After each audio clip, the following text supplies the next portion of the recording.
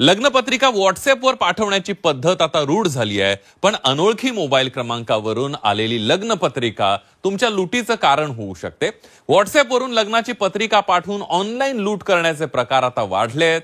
Online पत्रिकेच्या माध्यमातून लुटीचा virus मोबाईलमध्ये घुसून अनेकांच्या बँक खात्यावर डल्ला मारला जातोय। बघूया त्याबद्दलचा एक स्पेशल रिपोर्ट।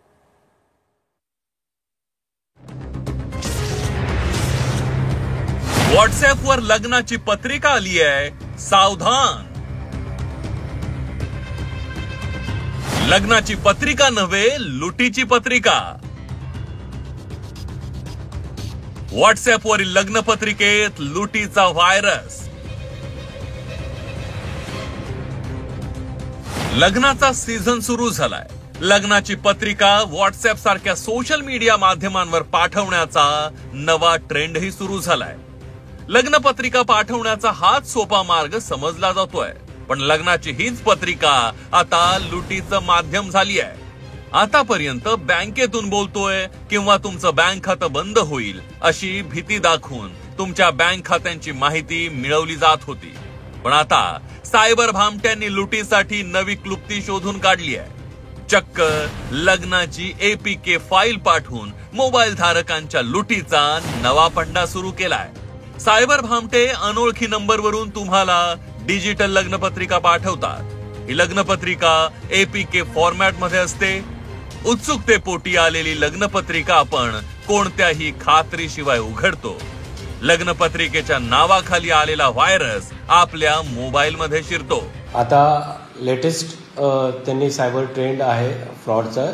इन्व्हिटेशन कार्ड तुम्हाला व्हॉट्सअपवर येतं, त्याच्यासोबत एक लिंक अटॅच असते। तुम्ही ते इन्व्हिटेशन कार्ड क्लिक केल्यानंतर ती लिंक आहे ती ओपन होऊन एक APK फाईल तुमच्या मोबाईलमध्ये डाउनलोड होते।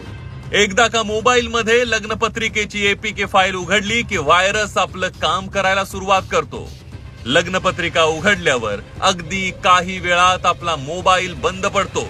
आपण जेव्हा फोन पुन्हा सुरू करतो तोपर्यंत मोबाईल मधील सगळ्या सेटिंग्स बिघडलेल्या असतात। सायबर दरोडेखोर तुमची मेसेजिंग सिस्टीम हॅक करतात, तुमच्या गुगल पे, फोन पे या पेमेंट ऍपचाही ताबा घेतात। इंस्टाग्राम, फेसबुक या सोशल मीडिया प्लॅटफॉर्मचे पासवर्ड मिळवले जातात। फोटो गॅलरीतले फोटोही सायबर गुन्हेगारांच्या ताब्यात जातात। काही घटनांमध्ये मोबाईलमध्ये सेव्ह केलेल्या आधार कार्ड, पॅन कार्डचाही गैरवापर केला जातो।